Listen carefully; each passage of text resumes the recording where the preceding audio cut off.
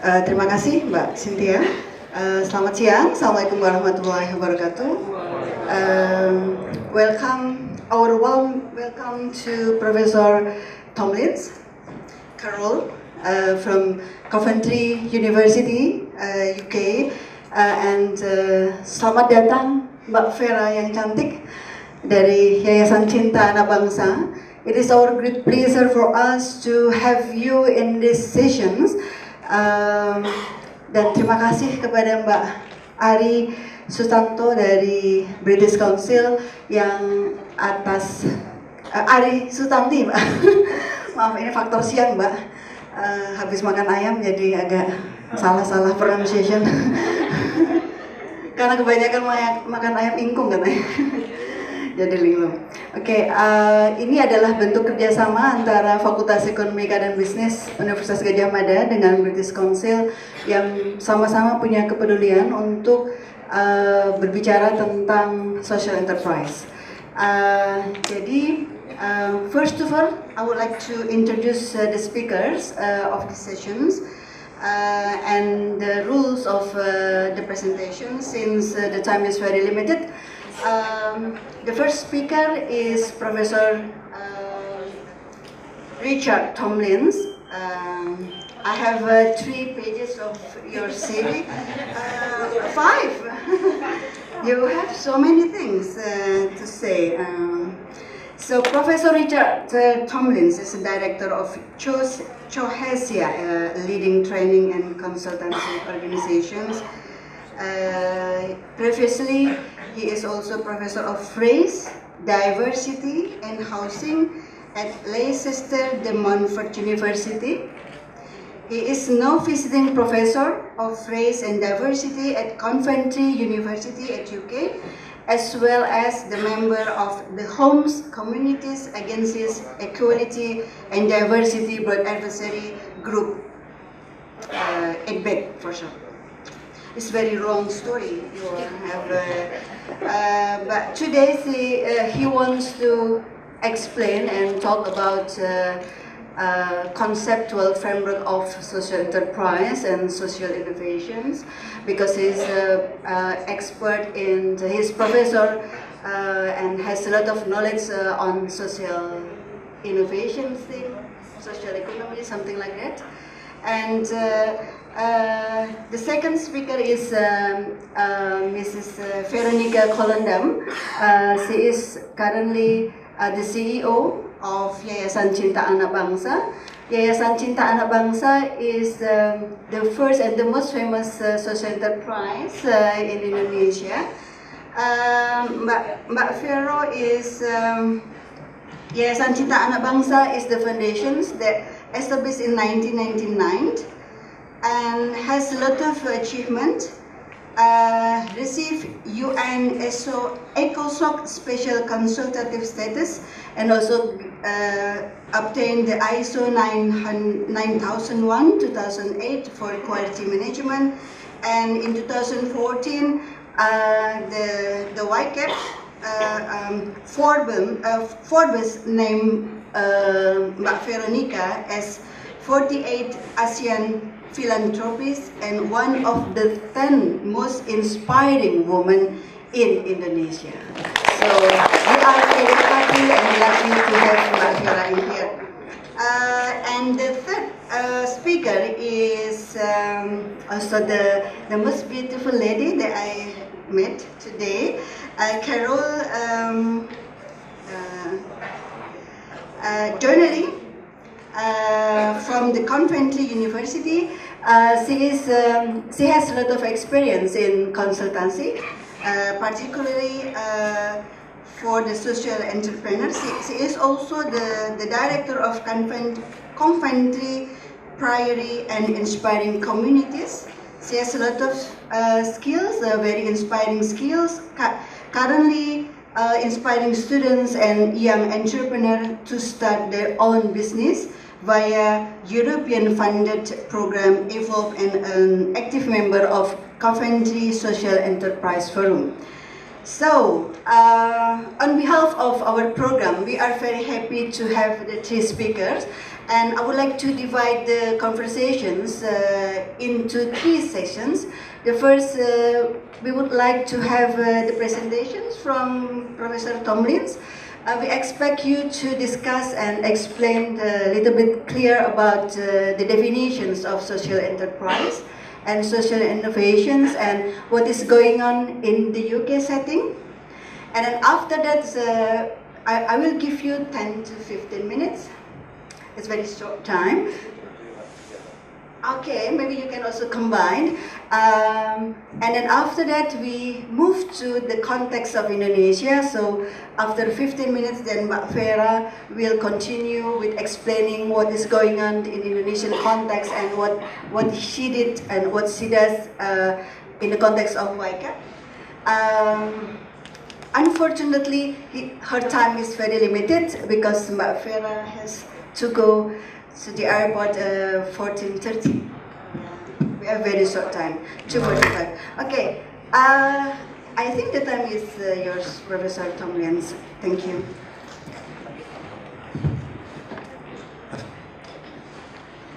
We're going to, well, first of all, thank you so much for inviting us. Both Carole and I's style is to get up and move around, so we're not going to be sat here or stood up there. I guess the first thing to say to you is that we've been told everywhere that we go this week that most of you know English from Americans. And we're told, not that either of us can believe this, because we both think that we speak like the Queen of England. However, we're told that we have quite a strong regional accent. So if we start getting excited about this subject, which both of us do, could you wave at us if you need us to slow down? Thank you. So, thank you so much. Let's have a look at the aims. For the first bit of our presentation, before Veronica takes the stage, we're actually Veronica's warm-up act. We're going to basically talk about the concept of social enterprises as agents of change. And we're going to talk about that in the context of the global situation as well as the UK situation. And then after we've done the Q&A, we'll talk a little bit more about the potential of higher education institutions to be incubators of social enterprises, as being the force that might drive social enterprises forward, and about higher education institutions as being community anchors and community hubs. And then we'll talk, and actually Carole will take a far larger role as part of the second part of the presentation. We'll talk a little bit about some of the Coventry University social enterprise initiatives, and then we'll finish by talking to you about the measurement of social value and the way in which social enterprises can account for the change that they make. And it's worth stopping right to the end, because I kid you not, you will see a picture of a chicken wearing a sweater. So, come on Carole, you should come up for this, we'll do this between us. So we're both very clear that social enterprises are businesses. So that's the first thing to say. But they're social businesses, they're businesses with a social purpose. And we're talking about social enterprises that are run by social entrepreneurs. Now, if you're wondering why I've gone to the great long-winded extent of saying that, I guess, oops, this is the key word for us, that we are talking about entrepreneurship. Carole, do you want to do the second line?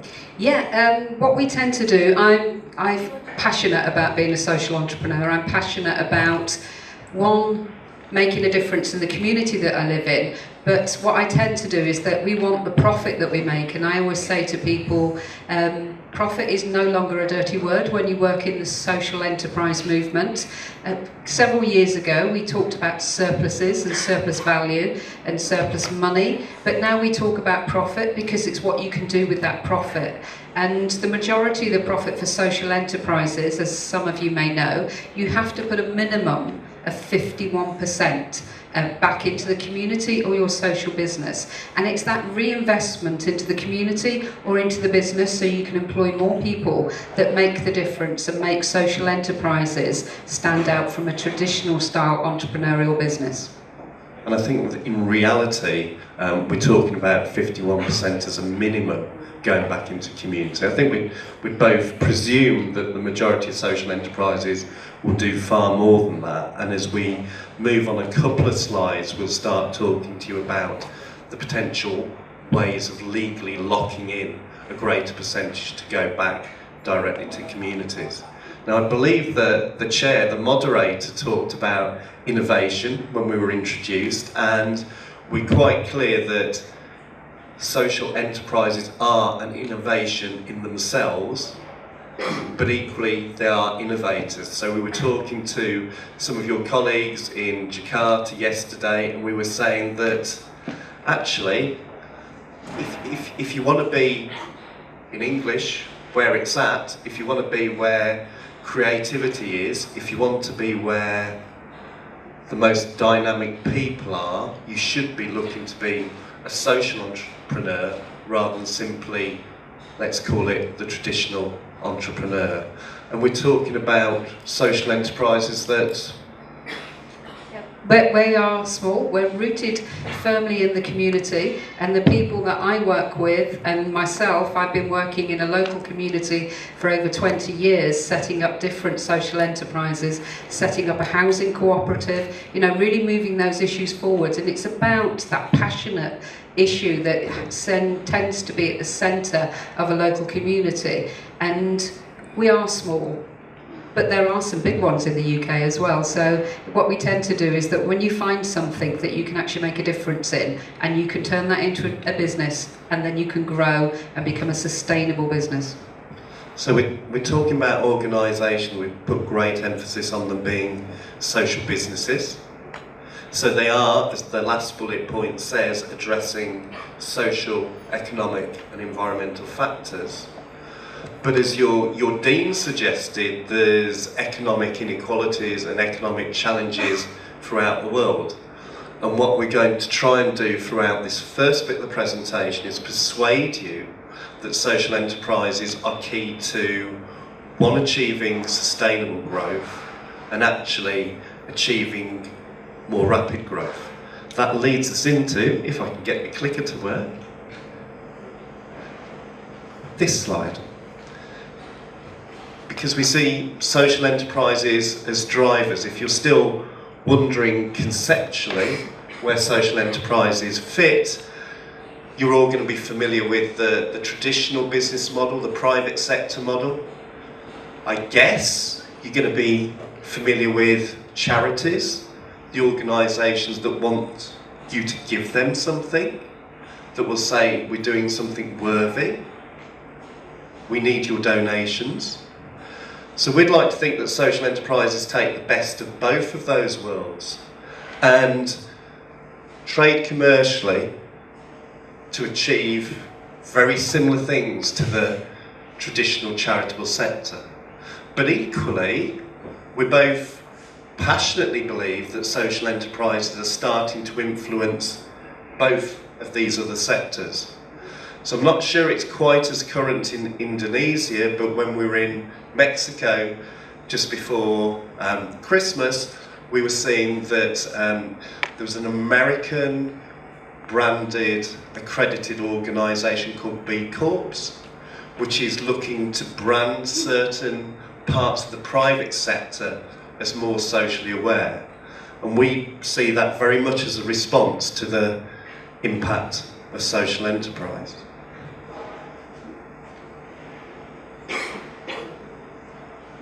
So this is the world that social enterprises step into. Now the standing joke all the way through these sessions.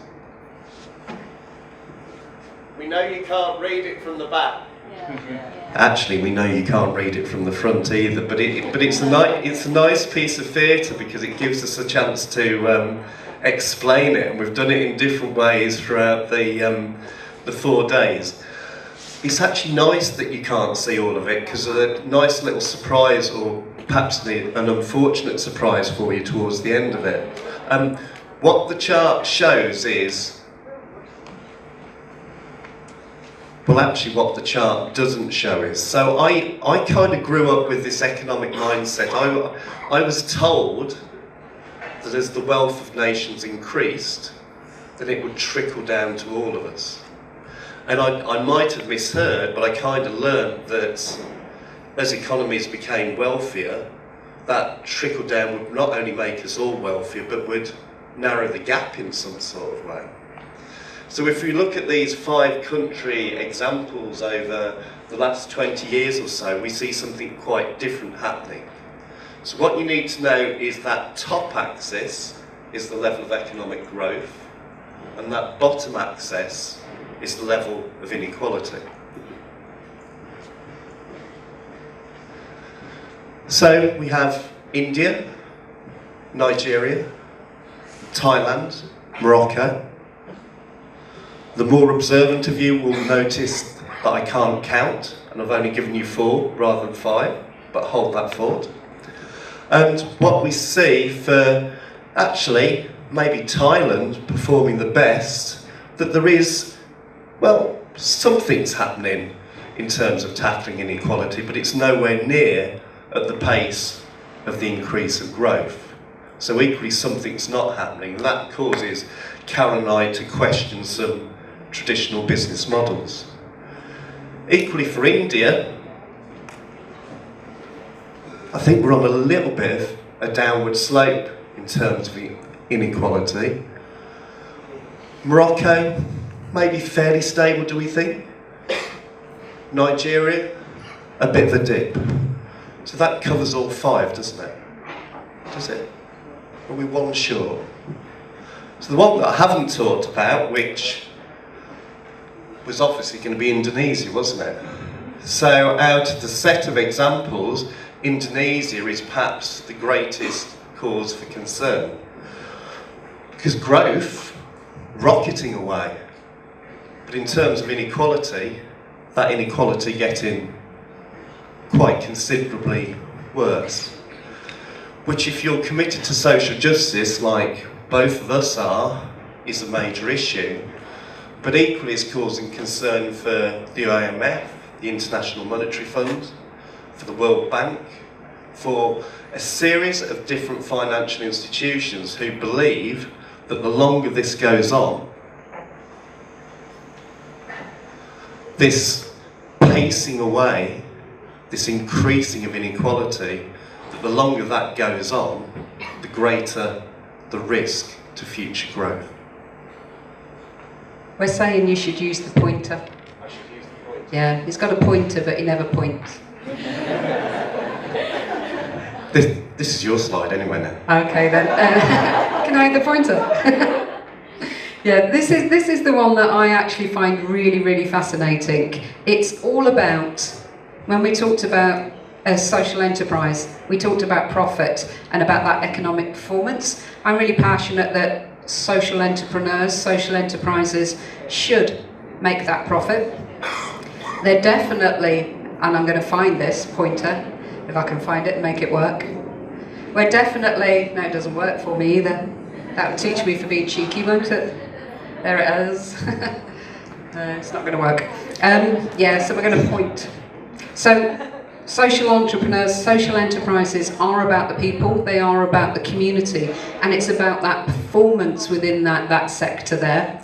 But we're also very, very keen about the environmental impact that we have, and a number of the social enterprises, and there'll be one that I'll talk about a little bit later that we're supporting at Coventry University, is about the ecology, it is about the environment, and it's about protecting the planet. And when you have all those 3 together, they call it the triple bottom line, and that's where the economics comes in. And I know there's some really top economic people in here, so don't put me off on that. But this is what we look at when we are looking at a social enterprise and the impact that you can make. It isn't just the one sector you make an impact on the profit. It isn't just the one sector of the people that you make it in. Where you get that lovely sustainability, which is what social enterprises and businesses like to do, because we all know with a traditional business, especially in the UK, you have to make a profit, but they don't have to look after the people, because we can look at some other big companies out there that make an awful lot of profit, and they do that on the backs of exploiting people or exploiting the planet. So what we've looked at is that triple bottom line, which is social entrepreneurs, social enterprises try to do, is that they look at that sustainability of bringing all of those together. And I think that's what makes the whole arena for social enterprises very, very special. So I think we'll pause it maybe at this slide and take direction from the chair, but certainly part of my lecturing at Coventry University is for a course around creative entrepreneurship, and most of the people there, I presume, are going to set up a traditional private sector business.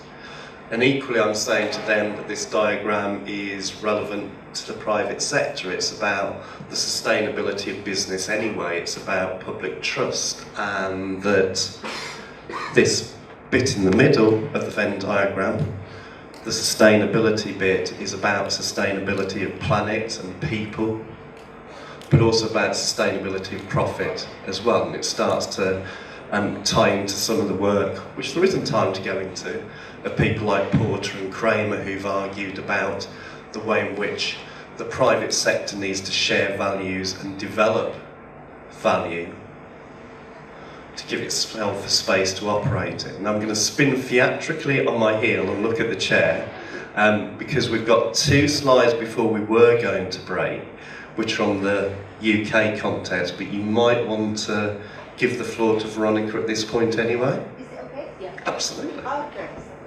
Thank you. And I think we can please give big applause first to Tomlins for the sessions. We move to Veronica. Oke, thank you Mbak Nurul. Thank you juga Mbak Ari sudah membawa tamu-tamu dari jauh ya Mbak Ari ini ya. And of course, Richard and Carole, thank you for your presentation. Okay, so here's what we're gonna do. We are going to, I take you through ya. Kita ceritain tentang YCAB. YCAB itu apa? Dalam konteks social enterprise, okay? So we're gonna talk about social enterprise. Kalau namanya social entrepreneur, yeah, if you are a social entrepreneur, you need to address a certain issue, social issue. So I'm gonna walk you through a little bit. It's a good introduction for Richard also and Carole to see the landscape of Indonesia, what we're trying to work at, and also the profit. I like that word. It's not a dirty word anymore, right, Carole? So we like to use profit as part of sustainability, and I walk through some of the stories on impact. And I guess when you talk about entrepreneurship, you also talk about innovation. So what is the innovation that YCAB is doing, pretty much? So I hope to glance through all these slides within, what, 15 minutes? Sadar kamera. Okay, so, YCAB is social enterprise. What is the social problem that we're actually dealing with? Now that's number 1. Half of school children is not in school. They will never finish college, finish high school, not even college, high school. So we're looking at 2 million young people who just drop off or stop or do not continue school at the age of 15. Now that's normal, because I go to Kalongan and by 15 SMP, yeah, done with SMP, and they say, it's done. There's no more, education. And then they're actually satisfied. Now that's crazy, right? But then you are in this room, you are the other better 50%, which is fortunate. So you need to be grateful because it's a luxury, hak istimewa nih. Yeah. And reality is, they drop out of school because pretty much money. Lack of fund, 52%, they're working, same. This is UNICEF, it's a bit, UNICEF data 2015 quite has a positive correlation with BPS, that's our national statistic. 73% drop out of high school, and that's due to money. And the other one, you talk about gap, you look at that depressing slides, about Jakarta, okay, glittering, and the other, this is exactly the opposite of that buildings, those buildings, because we do run our programs behind those buildings, and that's what the slums that you actually find. I don't know if Ari ever took you there, but then that's reality. We've seen some of it. Pretty much. Oh yeah. So 40%. Maybe has to be a bit updated, but 40% of Indonesians live under $2 a day. Here's the pyramid, and we're looking at bottom of the pyramid, 91 million out of 200 million. And then I think the shocking part is only 500,000 people, which is that. Gimana ya? Oh, there. I can do it. There at the back. 500,000 people can actually afford, to spend more than $20. That's 250,000, 250,000. In Jakarta, if you go to movie, you go to restaurant, 250,000 habis sih satu malam minggu gitu ya. Then when you actually do that, you're at the peak of the, upper class, peak of the pyramid. So if you can actually spend 200,000 $20, be grateful because you are top of the top. Okay, so the gap, you're talking about the gap. This is Guardian, 4 richest in Indonesia equals to the economy of 100 million. And this is actually worse because Forbes magazine did say about 16, in 2015, about 16 richest in Indonesia equal to 60 million. Now this is 4 equal to 100. So I don't know, maybe the measurement is different. Yeah, I mean, as a scientist, you all know, depending on the tools that you're using, but this is like the most shocking thing. So those are the things that we are dealing with. Education opportunity, economic opportunity. Okay, those are the two things that YCAB seen that we need to create change. So change is something that we want to do. So that's our mission. Okay, now I'm going to tell you how we organize ourselves as an organization, as a non-profit, and what the program that we do. Okay, so here's our logo. That is a book, not bird, book. If you invest wholeheartedly, okay, it will turn into a better home, a prosperous home, or we call it bahasa Indonesia mungkin lebih sejahtera. Belum prosperous baru sejahtera, itu nggak tahu bahasa Inggrisnya apa. Okay, so therefore Yayasan Cinta Anak Bangsa was born. Yayasan means foundation, Cinta means love, and Anak Bangsa means the children of nation. So we are the Loving Children's Nation Foundation. What our point is to give that opportunity of education and give them hope through education to create a better household or income or welfare. So here's our data. I think one of the important data of social entrepreneurs is to track down what you do and to create a number. Okay, there's input, output, outcome, impact. So this is probably output. If you're talking about paparan, you're talking about the number of people impacted or even reach out, okay, through the program. So 3.24 million in 18 years, and we are going to 5 million by 2020. And this is, of course, again, we're talking about attendees, program attendees, and these are the young people who drop out of school and go to Rumah Belajar. So that's 42,000 since 2003. And we're talking about economic empowerment. See, education, we're giving education opportunity. Economic problem, we're giving economic opportunity. And there's 88,000 households that we have already reached out. And I think when you talk about outcome, that would be more on the outcome because it's not just educating. For us, it's important that they get jobs. Okay, all of you here in this room? Yeah, after graduation, mau ngapain? Kawin. You want to get married after graduation or you want to get jobs? Jobs, number one. So that's when you find yourself mandiri. You're self-reliant. You can be on your own 2 feet. So that's our goal. Not just to educate, but to make them actually independent financially. So jobs. So that's why we track how many of our graduates get jobs within the first year of graduation. We cannot track them forever, okay? So 1 year. So there's a number, just give you a size of who we are in terms of asset, in terms of revenue, in terms of number of employees and volunteers that's participating in our organization, and a total invested sum of money in the sustainable program. That's about $5 million last year. And I guess from the employee side, we're about 800 now, but to give you a sense, 200 under the foundation and 600 those under the companies including koperasi, those who actually make money for the foundation. So 200 versus 600. Nggak usah dipotret mbak, ntar aku kirim aja. Okay, this is where we are. We're in the 77 cities, 26 provinces in Indonesia. What I'm trying to show you in this map is the yellow and green. And no, yellow and blue. Gosh, the yellow and blue. So the yellows are those areas that we already come with our program. But the blue one is the ones with the business component to it. So that's integrated and sustainable. So we want to make everything blue. Okay, but the thing is, some of the businesses just came out in 2010. So it takes time to profit, it takes time to cover costs. So we're still in the sea of yellows, but we want to be in the sea of bluish. So that's what we do. First, education. Remember, we have a program with education, 2 million dropouts every year. We give them opportunity to continue education at Rumah Belajar. Those who do not graduate SD, SMP, SMA, paket A, B, C. There's a package program, there's equivalent program, government, they can come and learn. And in addition to that, they must take one vocational. Is it electronics, is it mechanic, sewing, batik making, and all of that.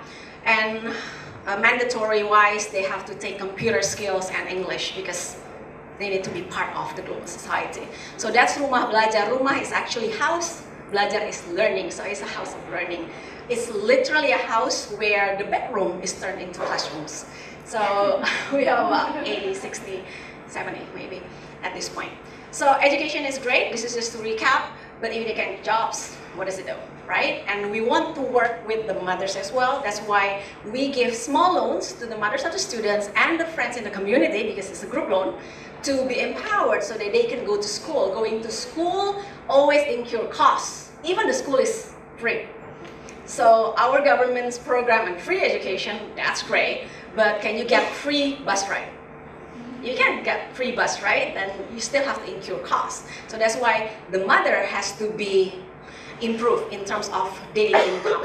So we come with our microfinance, which is different, which is mission driven, and the mission is education. So we make our microfinance conditional to the education of the children.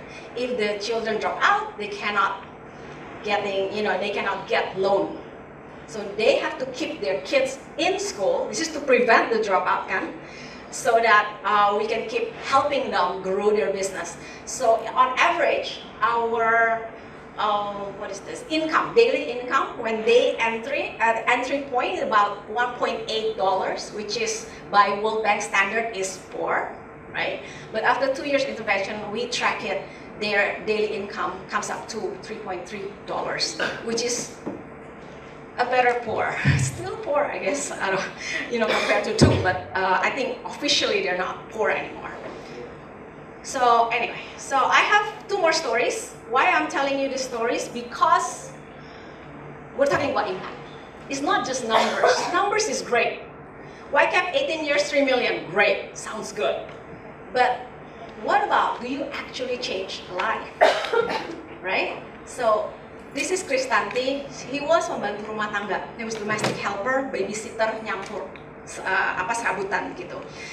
She didn't graduate high school, so he went to paket C, asked the boss to give her the opportunity to go to paket C, Rumah Belajar, and then she did. On her graduation day, we had the new partnership with Samsung, and we started the electronic class with Samsung, and she is actually interested. So she was angkatan pertama, batch 1, Samsung Electronics, and the only girl in the class of 20. And she graduated top of the class. And she got recruited by Samsung. And look at where she is now. She was in Java Post. This is Java Post, but I don't know, a month ago. He was the best employee Samsung 2014 and best agent in Southeast Asia. Isn't that amazing? If you look at the data, there are 2 million dropouts. 2 million people do not finish high school. You cannot probably change everything. You cannot put every 2 million back to school, but you're changing the world of someone. You're changing one person. And imagine this, if she gets married, when she gets married, not if, when, Her children, think about her children. Her children could have been the children of pembantu rumah tangga, pembantu, of a domestic helper. But now, children can be proud that my mom worked for Samsung. You're changing the entire generation, and that's impact. Impact is only tracked, you can only track impact years and years. It's really difficult. I mean, you get output, you get outcome, yes, maybe within a year or two of the intervention, but impact takes forever. But that's a story of Kristanti which I think should inspire me. Every time I tell this story, merinding. You know, you got this, apa sih? Apa tuh namanya? Goosebumps. Anyway, so I have few stories, but let me, maybe, because we have very limited time, I know I have to rush to airport, I'm so sorry about that, but I'm leaving you with Palupi here. Palupi, angkat tangan dong. Palupi is there. Palupi is the partnership director of YCAB. She would deal with the questions on the organization. She is actually your senior. Tahun berapa lulus? Itu 2012 MM, ya kan? So she was actually the connector to Ibu Nurul to invite me like 4 years ago when I started coming here every year. So Palupi knows the organization inside out, and she'll be here to deal with the Q&A if I have to leave later. So anyway, I just gonna run. I know this is another case of Agung who learned how to do batik, and now he makes about 3 times the income compared to the young people in Pekalongan, or UMR in general. UMR is the minimum wage, about $100 maybe in Pekalongan, and he makes about 7 million rupiah. That's like $500 a month. And that's what you're trying to create. And that Bang Andi ajak dia ke Kick Andy. Ada yang nonton nggak? Ada yang nonton? Nggak? Belum. Cari aja di YouTube, ada kok. Okay, so as an organization, I guess how we organize ourselves is also important. I want to leave this with you because this takes us 18 years to figure it out, and finally we did. So, okay, this is just a few slides on the milestone just to get a sense between program and business, when do they actually come, and the dynamic relation between that. So I'm going to spend like a 1 minute per slide. Okay, pay attention. I'm going to be very, very fast. Number 1, we launched the first pillar, which is the healthy lifestyle promotion in 1999, and the year 2000, we started our first company. That is the Yada, the animal going around malls and all that. And Rumah Belajar was launched 2003, and again, another company was born 2004. 2005, we're looking at the launch of Hope and Opportunity, which is the economic empowerment arm of and vocational skill of YCAB. By 2007, there's another company that came out of it, and we also got our EcoSoc special consultative. Now we are actually elevated to general consultative under EcoSoc. Just this year or last year, maybe last year. And we got that ISO as a management. This is important because you're a social enterprise, you're a non-profit, you need to show quality. Not only you track impact, but you need to show quality of your management. And we kick off our Koperasi, which is the microfinance, the mission-driven.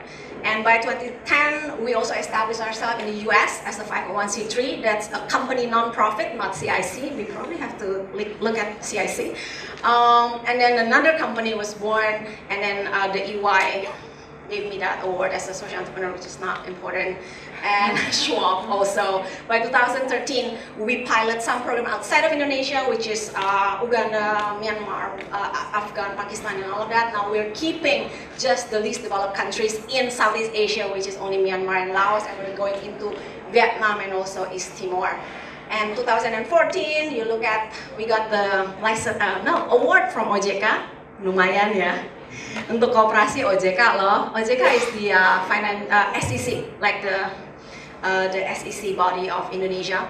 We got an award from there for our mission-driven microfinance, and then another company and ventures, and the EcoSoc General, and then where we are going by 2020 is to reach out 5 million and to raise 50 million in impact fund.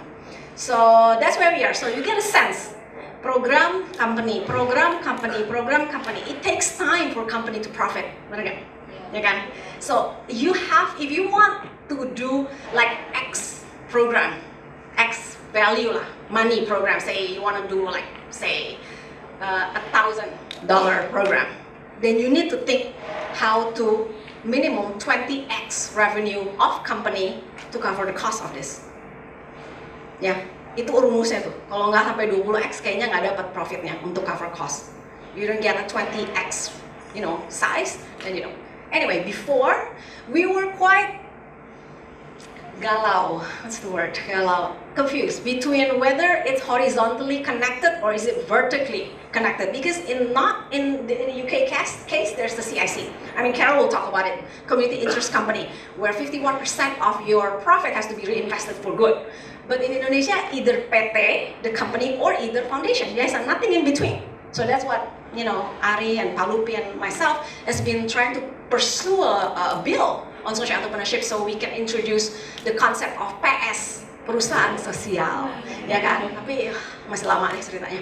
Anyway, so for the longest time we haven't decided whether we want. Vertically, it just has a risk because in our law, the asset of foundation belongs to the state. So if the whole company asset under foundation, then we are at risk. So it took me like 4 years maybe to really feel comfortable what to do with it.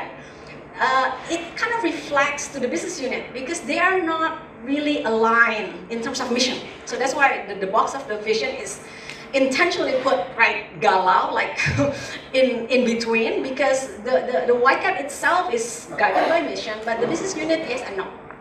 But now we are organizing ourselves. Now I took the risk. Okay, but then the holding company that we created is owned 25% by the foundation because that's minority and then also better tariffs in terms of pajak, in terms of tax. And then I would hold the control on the company as a person, Veronica. And so the vision will be on top, the guiding the whole structure of the companies, of the organization. So we call the entire thing as a social enterprise. There is no entity, there is no entitas on social enterprise, but this is like a management group type of thing. So we put all our PT, the companies, under there as a business unit of the holding company. So this is where we find ourselves, and I think it will good. I mean, if you want to start a social enterprise here in Indonesia, you just need to look at yourself, how to start your journey. Either Yayasan first, or PT first, then Yayasan. But you have to work with two entities. You cannot work with just one here in Indonesia. So I guess this is just to close where we are in the business side. I mean, we have those outlets of all these businesses, and this is the Terra Zone. This is like time zone, yeah. The amusement center where people, play, and then we have about 80 actually per today, 60 last year, and this generates income for the non-profit. And of course the beauty, this is fun. You want to be cantik luar dalam, gitu kan? You want to be beautiful inside and out. So with that I close. And then maybe if you can straightforward to the Q&A, I'm happy to do that. But thank you so much for your patience. Thank you for listening. Okay, terima kasih Mbak Veronica. Thank you very much. And before you leave, is there any questions, especially for Mbak Veronica Colondam? Maybe terlalu cepat ya? Saya kira diskusinya hari ini kita bicara tentang social enterprise. Yang kita kenal enterprise itu bicaranya adalah seeking for money. Jadi social enterprise, the foundations, the core issue is how they generate the income. The point is that how they reinvest the profit that they get. Sehingga isu sustainability menjadi sebuah hal yang sangat penting ya dalam bisnis juga penting. Tapi untuk konteks ini kalau mungkin teman-teman, lalu bedanya dengan CSR apa nih, gitu kan? What is the difference between social enterprise and CSR, corporate social responsibility, gitu ya? Atau yayasan, tadi sudah disampaikan ada bentuk yayasan. Iya, Prof Catur, silakan. Bahasa ya. Mungkin saya pengen just want to know what thing that make you switch to from other activities to this social enterprise. ada dorongan tertentu yang kejadian tertentu. Iya, yang mendorong ya, yang mendorong Miss Vera untuk terjun di bidang ini. Oh, inspirasi untuk kenapa terjun di bidang ini in the first place gitu. Okay, so that goes back to the why. Ya, ada videonya sih. I was 26. I was actually at my birthday party when I started to think about termenung gitu ya. Contemplasi is contemplating about meaning and purpose in life. So for me, all worldview has to answer for big questions. If you don't have a worldview, juga nggak apa-apa. Tapi you will have to answer these big questions: questions of origin, question of morality, question of meaning and purpose, and question of destiny. Jadi kalau saya, I'm born as Christian, gampang. Origin, we're actually created. Bukan hasil evolusi, gitu, jelas, gampang. Jelasinnya lebih gampang. Kedua, morality.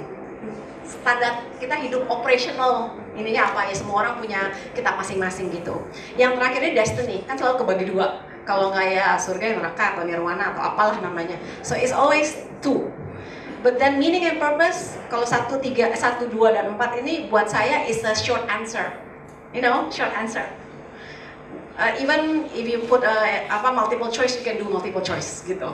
Tapi yang the number 3, meaning and purpose, is something that you describe, is an essay, it's a book that you're writing about your life. And that's what I feel that everybody, I believe there's a greater power than myself, and I call it God.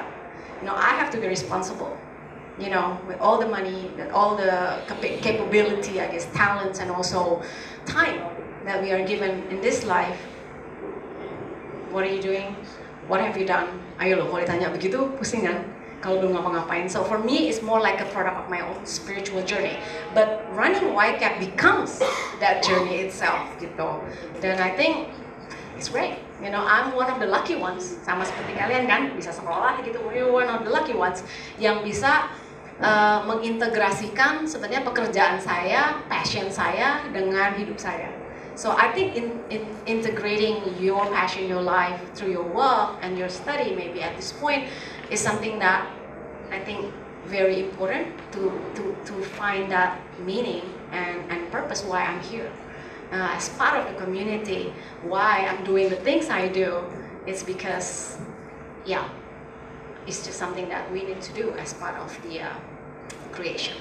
So itu aja sih ceritanya. Terima kasih. Yang lain, teman-teman? Iya. Dayu, Only Dayu yang di belakang. Ferry Kurniawan, silakan. Apa?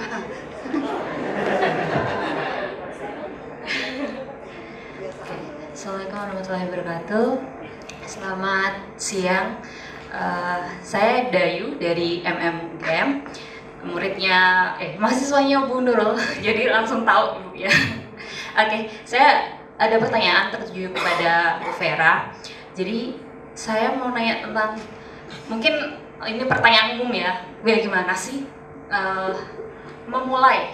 Karena ini kan yayasan ya Bu ya, dan lebih ke teknikal sih. Maksudnya Ibu itu mulainya sendiri atau bersama temennya, atau dan itu tuh ini kan yayasan dan awalnya itu belum punya unit bisnis ya Bu ya. Nah itu gimana dan gimana bisa sustain terus gitu? Nah, ya iya, itu aja, terima kasih. Oke. So pertama-tama kayaknya kita harus membuat konstelasi kawan-kawan, teman-teman yang sehati, ya kan? Siapa mereka? Dulu tuh YCAB, kalau kita bilang dulu dari 4 sekarang 800, 4 itu 4 pegawai, tapi pendiri, ya kan, yang bantuin mikirin itu ada berapa orang lagi yang lain. Nah, saya memang dengan almarhumah ibu saya mendirikan YCAB sebagai pendiri dan saya founder lah ya gitu. Tapi dengan berjalannya waktu, memang we are actually attracting a lot of talents gitu. Tapi ini sekarang udah size segini ya, udah lumayan besar gitu dan we're dealing with a lot of millennials gitu yang mau ascribe meaning into their life gitu kan. Kalau millennials kan gaya-gayanya begitu kan. Jadi awal-awalnya sederhana aja. You pick your friends, siapa yang dengan sehati, seroh, sejiwa, semisi, mau menyelesaikan masalah sosial apa ya gitu, itu kan masih dijawab bersama ya. Udah gitu makanya nih tergantung isunya apa, mau mulai dengan yayasan boleh, mau mulai dengan PT boleh, tapi kayaknya dalam praktek pengalaman kita ngeliatin ya semua yang mulai dengan PT ada yayasan, yayasan ada PT, akhirnya dua-duanya ada gitu. Cuman makanya tergantung dari isunya apa. Dan setelah itu mungkin ya bangun tim. Jadi masalah dari 4 sampai 800 ya masalahnya berbeda ketika kita bertumbuh dengan waktu gitu. Nah, itu yang buat saya at least minimal itu dulu punya teman, jadi punya social network gitu atau jejaring yang bisa nanti curhat-curhatan gitulah, ya kan. Itu penting soalnya jadi source of your strength, itu pilar-pilar. Tapi of course again kalau mau bikin usaha bisnis gitu ya, ini macam-macam bisnis, macam-macam waktu, jenjang waktunya, profitnya kapan? Kayak Tera, ya ada itu 8 tahun baru profit. Tapi kalau si Flip itu konsultansi ya, karena konsultan gitu ya, 7 bulan udah profit. Kalau microfinance 1 tahun udah profit. Jadi depending what bisnisnya juga gitu. Dan bisnis nanti Pak Lupi bisa kirimin slide soal yang tadi model-model bisnisnya, ada yang integrated, ada yang separated, ada yang embedded, tergantung gitu, tergantung misinya apa dan bisnisnya apa. Kalau bisa di align itu lebih bagus. Contoh kayak Disa sangat cepat. Disa itu finger talk, dia ingin memberdayakan orang-orang bisu tuli. Nah, dia memberdayakan mereka dengan melatih mereka masak, bikin restoran. They become chef and also waiters gitu ya, all this mute and deaf. And then the business is restaurant. They need to make money from the sales of the food, so profit is important.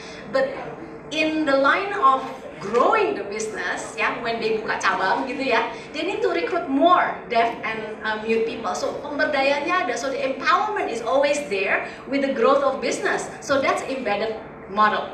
That's great. I mean, I love Disa. I mean, Disa is one of the, you can Google her, finger talk. So that's one of the embedded type of social enterprise or social business. In the case of YCAB, antara Tera, Yada, Beauty, they're actually separated. They're not really, nggak ada misinya. Misinya tuh cuma profitnya bagi ke YCAB gitu kan. Tapi kalau di microfinance-nya itu sendiri, it's actually embedded gitu loh. Jadi we are mixed model, we have separated, we have integrated, we have between ini hubungan ya, relation between the yayasan, the foundation, and the business units. They are actually mixed model. So it's not right and wrong. It's just how you actually your evolution over time gitu. We can talk more on the offline type of thing. So maybe the last one. I still have 5 minutes. Siapa? Oh, silakan. Halo, selamat siang.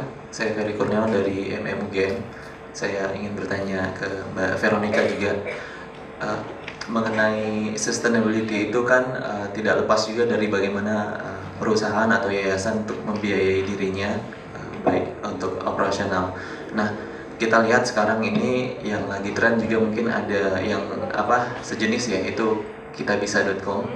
Itu dalam waktu yang singkat dia juga sudah menghasilkan pendanaan sekitar lebih dari 700 miliar kalau nggak salah. Itu gimana Mbak Veronica melihat maksudnya tentang isu sustainability ini, bagaimana juga YCAB ini, apakah ada kemungkinan ke sana? Karena kan secara kredibilitas YCAB itu sebenarnya jauh lebih kredibel. Kesananya tuh .com-nya ya, teknologi. Iya, fokus sebenarnya kan ada, kalau di break kan sudah mantep kan, dikliknya gimana? Maksudnya di online-nya. Oh, di online-in gitu. Di online-in kan pendanaan sebenarnya kan. Kalau kita lihat tadi fokusnya masih. Saya tahu Timi, karena Timi saya juga yang mentor gitu. Jadi kalau dipuji sekarang saya juga kena pujian. So macam-macam. Jadi kalau dia memang bisnisnya tech based ya, tech based charity crowdfunding, ya kan. Jadi their model they make about 5%. Whatever the fundraise they make 5%. So they live with the 5% dari jumlah uang yang dia raise. Ini karena masih single ya, antara kegiatan dengan platformnya itu single. Kalau kita kan udah multiple channels gitu, so I can go through one by one. Mungkin nanti Pak Lupi akan ceritain hubungannya tadi yang saya bilang sama Mbak yang tadi, ya kan beda-beda gitu. Kalau si microfinance is more embedded gitu.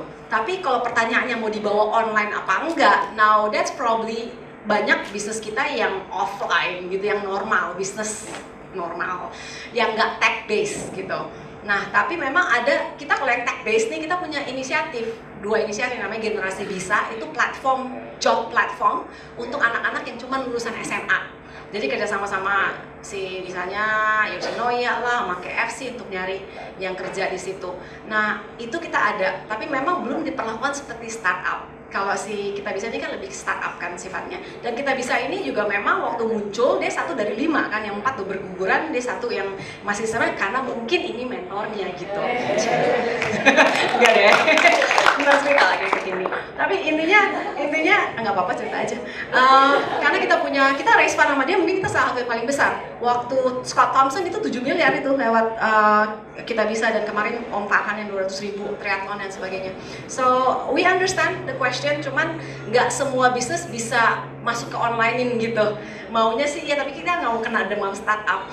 Nanti kira ikut-ikutan. Cuman intinya, I get your point, it's good to actually do charity, tech-based charity, ya kan, yang enabler kan. Kalau Kita Bisa ini kan sebenarnya bukan doers-nya, they're not implementers. Makanya saya bilang sama Timi, hati-hati, karena kalau you vouch for an organization, di raise fund-nya di Kita Bisa, tapi ini bawa kabur uang orang, kena lo, gitu. Jadi hati-hati, tuh due diligence harus benar. Nah, itu aja sih. Cuman kalau kita sih at this point a little bit too late kalau mau di onlinein gitu semua, the whole thing. Tapi it's not impossible juga gitu. Karena beberapa inisiatif kita yang baru udah platformnya udah online semua gitu. Does that help? Oke, terima kasih. Terima kasih Mbak Vera, kita berikan applause dan ini karena waktunya sudah jam 3 kurang. Minta maaf sekali harus kabur, ada Pak Lupi again di sini, ada Queen of Social Enterprise Ibu Ari di sini. Nanya apa aja dia tahu soal YCAB. Luar biasa, senang sekali. Terima kasih untuk Ibu Nurul juga. Baik. Dengan teman-teman di sini. Terima kasih. Selamat jalan, have a nice flight Mbak ke Bali.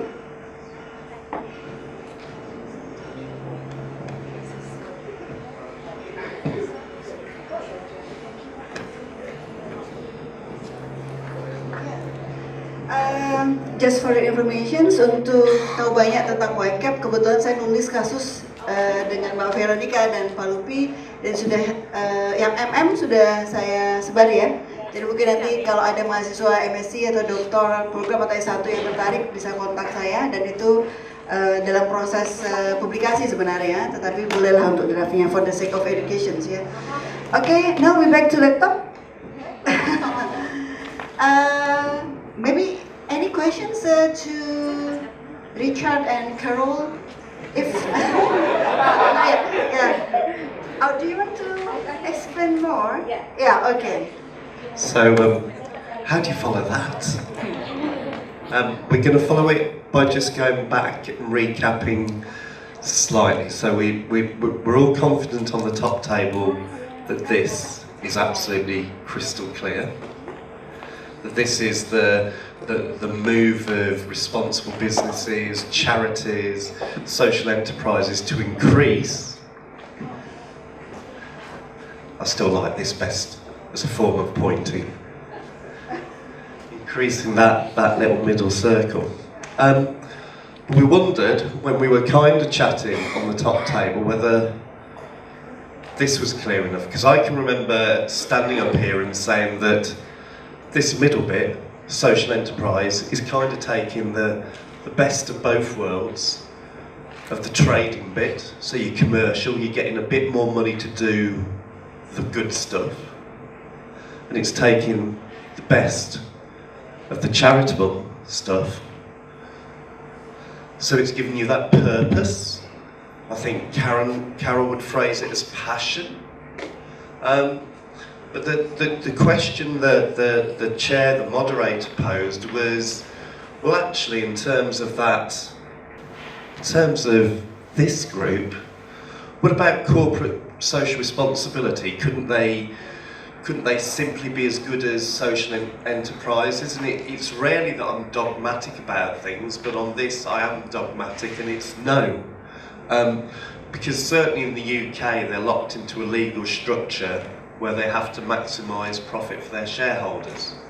So the best that you're going to do in terms of getting social change, reduction in social inequalities through corporate social responsibility is insofar as shareholders will accept that to have a sustainable business, you need to be doing something for communities, but not working with communities to do everything. So there's different themes within that. I think corporate social responsibility is typically done unto rather than with or owned by.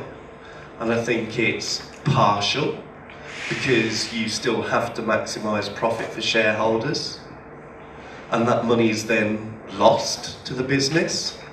Whereas social enterprises, of course, are seeking to maximise profit, but then that gets locked in some way into communities. I think the other thing to say about corporate social responsibility, I don't know how well this translates to all communities, but if you're of a Christian tradition, if you're critical of corporate social responsibility, you say that it's the business's fig leaf. So it's the bit that disguises the things that otherwise you don't want the world to see. So we were with a lawyer yesterday from BP, and I always use BP as an example. I'm sure that BP, British Petroleum, has a fantastic corporate social responsibility record. I'm sure it does. But the danger is, as BP, as part of your CSR, your corporate social responsibility record, is that you do something tokenistic. You build a park for skateboarders, you build a community centre, you do something, but you do that thing to divert attention from that, which is all the pollution you've created in the Caribbean or the Pacific or whatever it might be. And in terms of social enterprise, we're talking about a far more holistic way of doing things. And right at the end of the presentation, we'll push you to, in terms of the difference that social enterprises make, we'll push you to think about using a currency of social value to express that. And we'll suggest that the difference that any business can make in terms of social value are things that typically might not have a market value. We're going to suggest that you can monetize that. So what we're talking about, if I make that a bit more definite and a bit less abstract, we had a conversation yesterday, didn't we, about social enterprises being organisations that generate hope. And that was very much the theme of Veronica, and then it's taking hope onto actual positive outcomes. But we want to talk to national governments, regional governments, private sector businesses about the value of that hope. And we want to account for it in social value, because if you walk into the local shopping mall and say, give me a whole load of hope, what are they going to sell you? Maybe they're going to throw you out just for being a bit unusual or strange. So as we take this story forward in terms of the UK, we're going to talk about very much a holistic model, and a model where things like hope, change, reduced inequality are totally at the heart of what a social enterprise does, in a way that it's not at the heart of what the private sector does. So back to the plot, we paused Veronica talked about microfinance. In the UK, rightly or wrongly, we decided that social enterprises didn't have enough access to traditional microfinance. So microfinance coming from traditional, regular financial institutions. So there's been a government initiative to pump prime to create particular forms of lending, which we've called social investment, to the social enterprise sector. So we've got a social investment wholesaler called Big Society Capital, which holds an amount of funds up at a high level, and then lets that money cascade down to intermediate lenders, who then lend to the equivalent of Veronica's organisation. And at an individual organisational level, that comes out in terms of social impact bonds, which with an eye on the time, I think it's probably, if people want to ask us about social impact bonds, we can unpack that in questions, but it's a financial product which is very much targeted on a particular initiative. The investor invests in you because they think that you can generate social change. You then generate a government contract as a result of that. If you hit probably the outputs rather than outcomes targets, to be frank, within that contract, the investor gets their money back and actually makes the percentage. We're also moving towards a situation where individual investors, the like of Carole and I, could, if we chose to, invest in a social enterprise and get tax relief for that investment. But it's not all rose in the garden, so some of these sources of finance tend to be more available to bigger social enterprises, and certainly my experience of trying to get social investment for some of the organisations that I work with has been that that finance has also tended to be dearer, more expensive. The expert for the next point is still sat to the left of me, so I'm going to invite Carole to get to her feet again, because you need to talk about crowdfunding. Yeah, happy to talk about crowdfunding, but before I'm going to talk about crowdfunding, I'm going to talk about community shares. Okay. Community shares is something that was introduced in the UK a couple of years back, and I had a practical example of raising £23,500 in 6 weeks from 100 investors who wanted to save with me a community bakery. I live in an area that is a very historic area in Coventry, and a long time ago, about 8 years ago, they closed a bakery and it was derelict. The building was about to fall down, but it was a very old, very community-based business. And I had an idea that I wanted to reopen the bakery, but I didn't have £150,000 sitting in my back pocket. So I went to the community. What I had was an idea and a heart full of passion to bring a community bakery back into existence. Thankfully, the UK government, a year and a half, 2 years before that, had also thought it would be a good idea for people to invest into businesses, and with community shares they also brought along tax relief. So if you invested £100 in a community share, you would be able to get some tax relief back on that, so that was actually worth £120, and it's a great way to do that. So it means that the community, and you'll find a community share offer. We did have 5 international backers, mainly from Europe. There was one from America and one from Australia, and the reason they backed our community share offer is because they remember going to that bakery. So Veronica talked about the importance of stories, and what I did to raise those shares was to tell stories and to remind people what the bakery meant to them when they were growing up. But it's a good way to raise finances, and my little bit of understanding of the question from the guy at the back was about crowdfunding. Yeah, so I could pick up a little bit, especially when you spoke in English. Crowdfunding platforms, again, is another great way to raise finances because you can tap into the story. If you look on any of the crowdfunding platforms, they always start with the why. Why am I passionate about this? Why is it important to my community? And why should you be involved in it? So start with the why. If you've never heard of Simon Snake, always try and find that guy because he wrote a book, so always start with the why. If you want to start a business or be passionate about something, it's always a good way to do it. But crowdfunding platforms are a great way to do it. We've also in the UK got something called Kickstarter. It doesn't take as much as the 5% that crowdfunder takes. And there are different ways of raising that finance. Within Coventry University, we've actually got our alumni. Does alumni, former graduates of a university, alumni, is that a word? Yeah.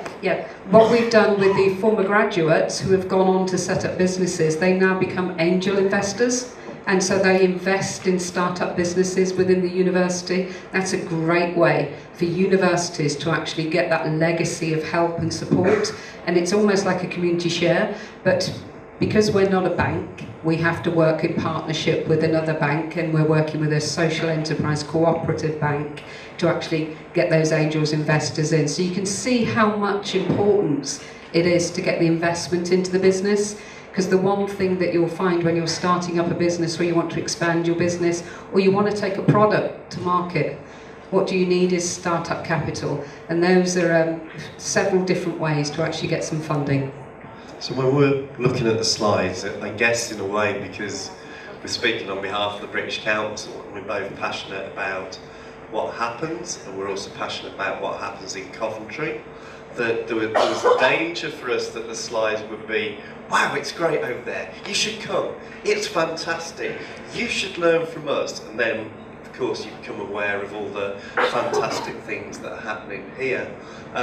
But also I think there's a danger of over-manufacturing the offer. So some of the really positive things in the UK are the fact that we have a particular bespoke legal structure for social enterprises, and we have a bespoke setup for financial system to fund social enterprises. However, pretty well all of that is set up by the top, by national government, on the assumption of what they think individual voluntary and community organisations will want, generally. And we kind of then make it work from what might be considered to be the bottom. Yeah, the other thing I was going to bring in, with my new business, my new social enterprise, I've actually been quite lucky, because, well, I don't know whether it's lucky or I learned from my mistakes, which is luck, because if you don't learn from your mistakes, that's called insanity. But what it is that I was thinking of a startup loan, I was thinking of crowdfunding, I was thinking, you know, how am I going to get some extra investment, because the biggest thing when you start a business is cash flow. And what I managed to do, because I brought some very influential people onto my governance structure, onto my board, they brought in a bank manager from a local bank, and they were talking about their corporate social responsibility. And I said to them, because I'm a little bit cheeky, there's cheeky, when you ask for something, and I asked whether they would back a loan, a business loan, because we've got a great business plan, we've got a great building.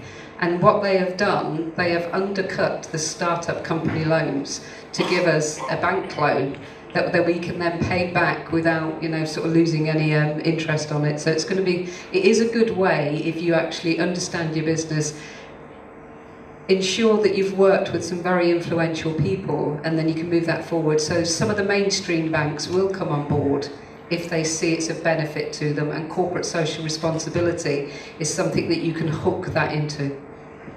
All right, let's move it on then, because we have a structure of institutional support for social enterprises in the UK, which it feels as if what you're driving for in terms of Indonesia. We've had successive political support from different parties, and those different parties have formed government at different times. So social enterprises have been able to develop in a relatively safe political space. They've known that the territory, the business territory that they're going to operate in is fairly secure. Political change hasn't had to be high on their risk map. They have particular legal structures to operate in. Do you want to tease that out? Yeah, we've got something called a community interest company. We also have organisations that are limited by guarantee, and you can also be an organisation limited by shares. But as we spoke about earlier, you have to be careful what you do with the shares of that business, that you're not trading for profit solely. But the community interest company is something really unique to the UK, and it's a special company where you do something called an asset lock. So that means any of the capital, which is what Veronica was talking about when she said, you know, the NGOs and the foundation, if something goes wrong, it goes back to the government. Well, what these do, if you want to sell the business or you want to move the business over, you asset lock. Say if you had a big building like this, if this was a social enterprise, and all your buildings could be asset locked into another social enterprise. So my own personal social enterprise is asset locked into Coventry University Social Enterprises because they support me. So if I was to ever sell the business, and somebody was on about Body Shop the other day and she sold at 120 billion, that wasn't asset locked, that wasn't giving back to a social enterprise. But mine, if I ever sold the business on, would go straight back into the university. We also have legal structures which positively for social enterprises play out on the public sector. So this is the Social Value Act, and the Social Value Act says that if you're a provider of public services, typically local government, the police, the fire service, national government, housing associations, if you let a contract, if you commission a service above a particular financial level, it's unlawful to purely commission that service on price alone. You legally have to show due regard, take account of social and economic and environmental factors. Now, because there's been no legal action so far challenging what local authorities, local government and similar bodies have done, its impact is quite difficult to judge, and it's perhaps a little limited, but it's been important in terms of putting things like social value, that form of measurement of the things that social enterprises do, right at the heart of public sector commissioning. And then within the social enterprise sector we have national, regional bodies supporting it, and we also have social enterprises. One of the things that makes the UK interesting is that we have social enterprises operating from technology through to healthcare, through to recycling, just about any sector of the economy. We also want to talk to you about some of the additional challenges. So we still do get lack of understanding of what a social enterprise is, particularly concern, worry around the profit word. We still have some social enterprises that are facing some of the challenges that any business does in terms of business planning and identifying future finances. And we also have a shortage of specialist business development services.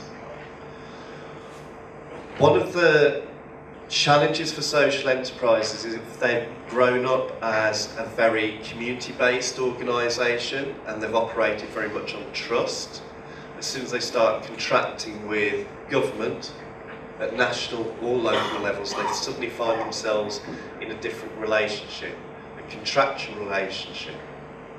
And the danger for us is that some of the good things about social enterprises, their ability to be flexible, to be connected to communities, to respond to those communities' needs, starts to get lost.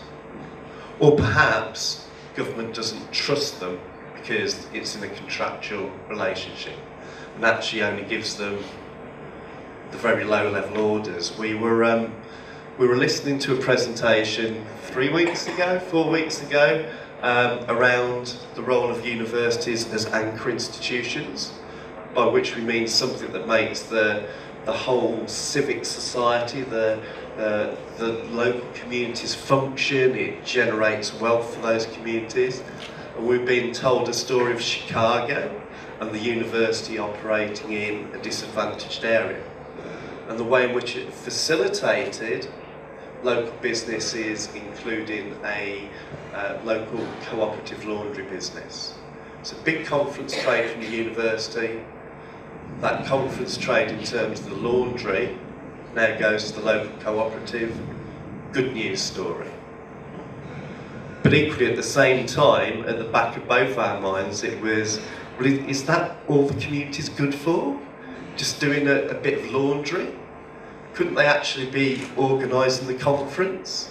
Couldn't the university in that case be letting a bit more of the hire contracts go? Which should bring us neatly to the higher education slide. I hold my breath. Did we get the order right? Do you want to take it on? No, I'm going to leave it to you. Oh, all right. Okay. I've got a lot of speaking to do afterwards. All right. So So I think where we are aspirationally as Coventry University is trying to shape the university sector and maybe influence the university sector in the UK to step up and play a greater civic role. University, of course, it's second nature to this institution and to all university institutions that we're trying to nurture you. We're trying to develop your skills. We're trying to educate you. We're trying to excite you. We want you to leave this room full of passion, inspired to go on and do new things, but also with that education, that knowledge of the things that you could do. But we also think that increasingly there's a greater role for universities, or maybe it's just recapturing a historic role where they play a much more fundamental role in a local community in terms of shaping its social, economic and environmental health. And we think that I would think that just about everyone in the room is younger than I. Yeah, I know, I heard that, yeah. So, people tell me that you, in all your wonderful splendour, you want an impactful life. You want to make a difference from your career. It'd be nice to have a bit of money as well, wouldn't it?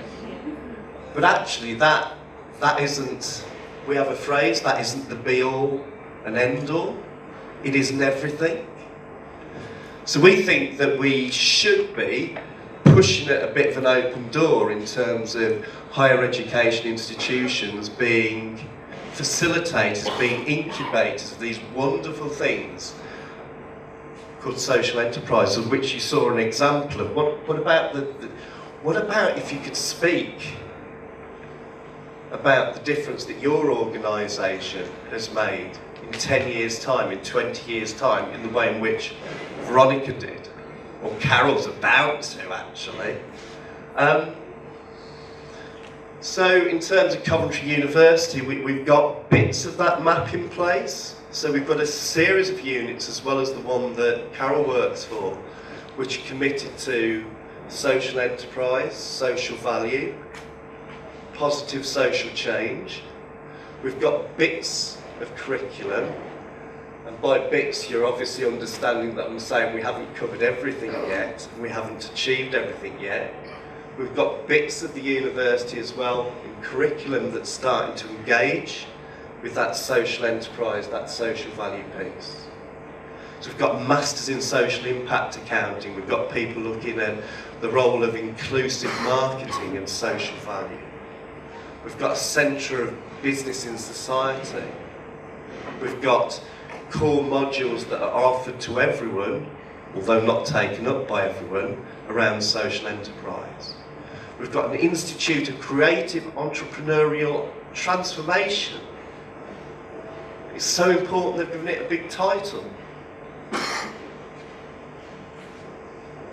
But there's challenges, I think, for us and for other universities. We were talking yesterday, you'd probably thought of it before, but it was the first time I'd actually thought of it yesterday, where I was thinking some of the real powerhouses within the university, what about some of the individual departments? What if we could turn them into social enterprises? What if we could turn, you said it, Carole, the finance department into a social enterprise? Hold that thought, because I'm just going to get one more in, then I'm going to pass the baton to you. Two more. What about if you got the procurement department, the people that commission the likes of, what about if you turned them into a social enterprise? Because then they'd have to have a social mission. And their social mission might be to regenerate the local community. Wouldn't that make them commission different things? And yeah, we had a great conversation yesterday, and there was about 30 academics, you know, the lecturers, the deans, you know, and I asked, you know, are there any decision makers there? Because I need to talk to decision makers. I need to be speaking to the ones that hold the purse strings, you know, the money people, the one that do that. And then we looked at, and I asked the simple question, and they've actually disappeared from the room, so I can ask it again, because the British Council organised it in a university, and I asked, did the people who brought this amazing lunch, were they a social enterprise? If not, why not? You know, if we're not leading by example, I know when I've run conferences in Coventry, I've only been at the university for the last 9 months. It seems a lot longer for my boss, because we were chasing him down for a while. But wouldn't it be great if we led by example? If, you know, when we were procuring the services, that it wasn't Costa, it wasn't Starbucks, which is what we've got in our university. We do not have local social enterprises that I'm supporting at Coventry University Social Enterprises. I'm not even allowed to have them on campus, apart from half a dozen, 5 or 6 times a year, because they've let a franchise to Starbucks and to Costa. So we've got to start making a difference here. And I know, you know, Starbucks and Costa, you know, translates over here because I've gone for my coffee, but wouldn't it be so much better if it was a community organisation, if we had recycled cups, or you brought your own cups in, and it was all of those things that we talk about on that triple bottom line, and we're not doing it as institutions. We're a lot better than what we were. But, you know, that's the kind of message we'd like to bring. You know, you have a voice as students, and you have a voice as lecturers to, you know, really push that every time question. And that's all I ever ask people. Just ask the simple question: are we sourcing from a social enterprise? Oh, back over to me. Right. Veronica very, very eloquently talked about a mission statement. Coventry University Social Enterprise, we've been running for 3 years. We are the first university community interest company, and we are an incubator space to help start-up businesses for our students, our staff, and our alumni. So if you've got any connection to the university, we'll encourage you to come in and talk to us about your business idea, and we've got a whole range of programs that can help and mentor. But our mission statement is to help people and communities realise their entrepreneurial potential. Now, can you see something that's missing out of that mission statement? It's the word student. And we deliberately missed it out and said people, because we didn't want to just be in a little silo. We wanted to help the whole community, and we wanted to realise everybody's potential to be an entrepreneur. And we didn't put the word social in, because for us, it doesn't matter. What we need to teach to start with is that entrepreneurial spirit. The majority of people that are social entrepreneurs have the passion anyway, because they live in those communities. Veronica very eloquently said, you know, her 5 reasons of why it was important to her. And for me, and for all our social enterprises and social entrepreneurs that come through that door, they already have their why. They already have the passion that drives them forward. So this is a very busy slide, this one. This is exactly what we do. If you can point and click, this would be really good. So what we do on the Enterprise Hub, as we call it, is a really vibrant place. It started off, as I said, 3 years ago with, I think it was 2 employees, then they got another one, and we're up to 8 now. So in the last year, we've tripled in size. What we've got is a lot of funding from the European Union, which is in jeopardy. So we are a business in our own right, so we go out and actually source money. We actually sell something as well. We have something called the Erasmus for Young Entrepreneurs. That is a brilliant one for students, so they can go out into Europe, have 6 months funding, and go and stay in an organisation and learn how to be an entrepreneur in a field if they want. And then we also have students coming over to the UK to work in our enterprises. We have the Tier 1 Graduate Entrepreneurs Programme, which is where if you've finished your degree and you want to start a business in the UK, This is the program that we run and work with you to support you to get your business up and running. And we have something called the Evolve program. Now we do all of this via a number of workshops, enterprise cafes, a number of entrepreneurial events, global entrepreneur festival that happens every year. I don't know whether if you've ever got involved.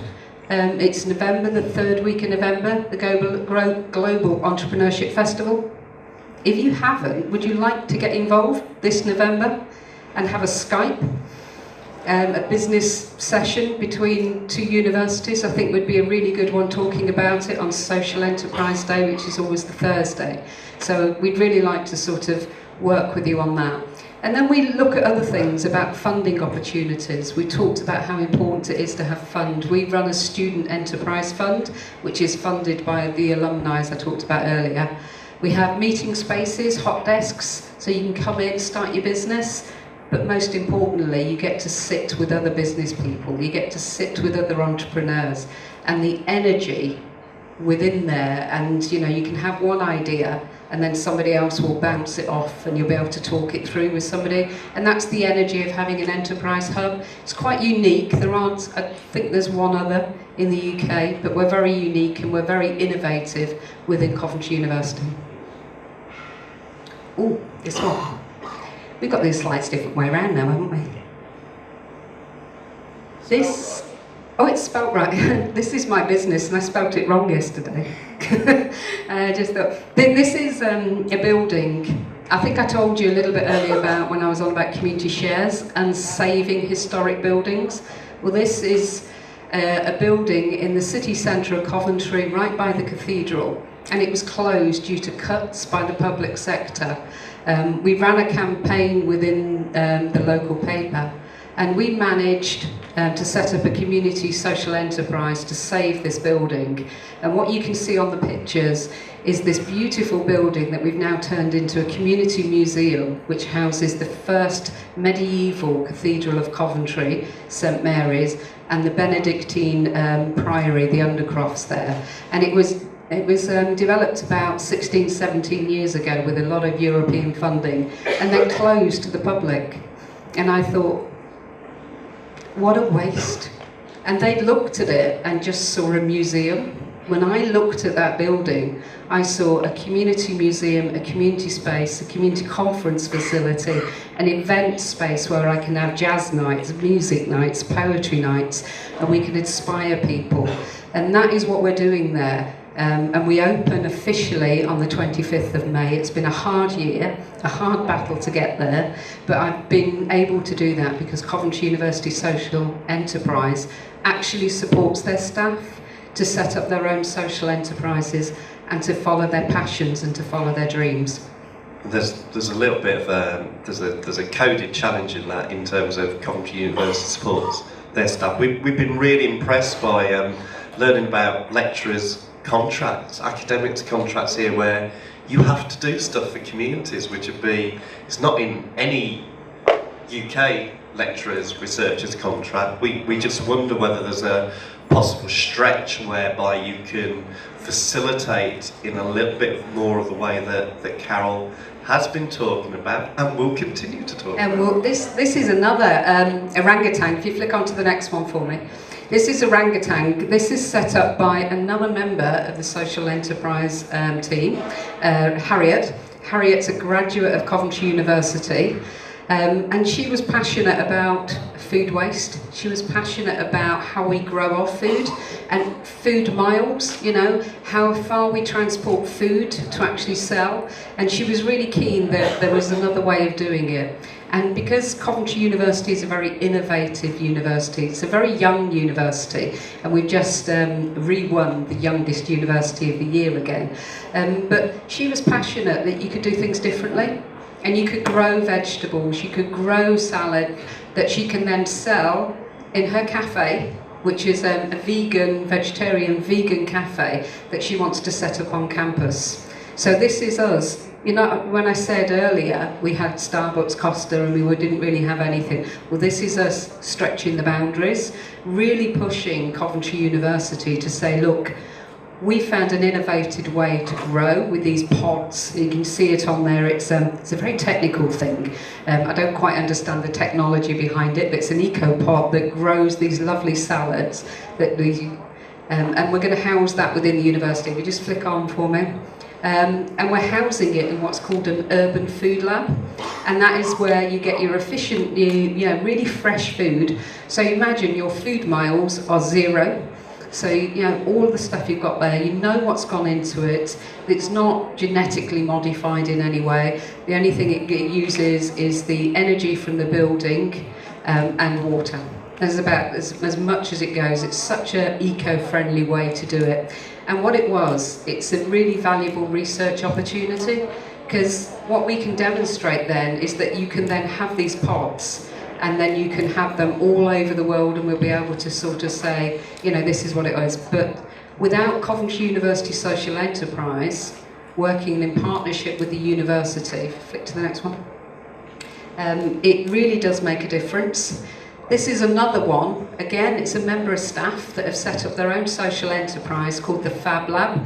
And the Fab Lab, it just provides access for the community to all the tools and the local knowledge, for all those technical things, for 3D printing, to inspire children, to actually come out of their bedrooms and come in and find out what technology is like, what technology can do for them, and really inspire the young children. And we launched that in partnership with Coventry City Council and Warwick University. So there's 2 universities in Coventry, both working in partnership to really set up a very innovative product.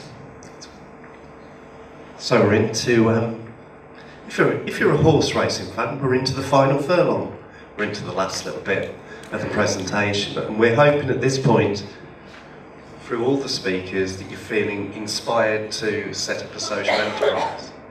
And you'll remember that we talked about a social enterprise being a social business.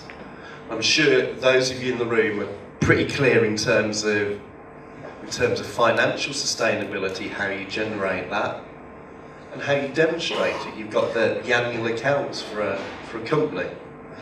But what a number of us, including myself, have been working on over the years is how you also demonstrate that social footprint, and how you account for it, and how you account for it in a way by which it's held in the same esteem as the traditional financial accounts. So a number of us working on ideas where you end up with an integrated financial and social account. Now if you take that through to its fullest degree, which we haven't got time for, you might be doing something like a full social return and investment analysis.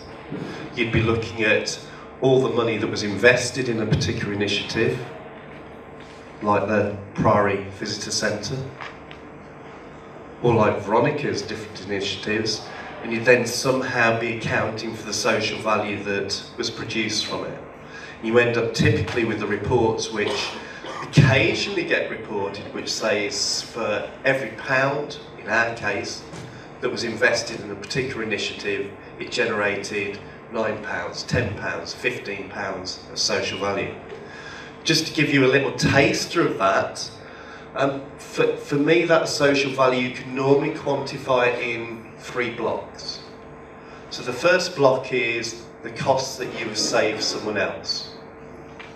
So to give you an example of that, when we were in Mexico last autumn, one of the guys there, one of the gentlemen there, was trying to set up a social enterprise that would turn young men in particular away from gang membership.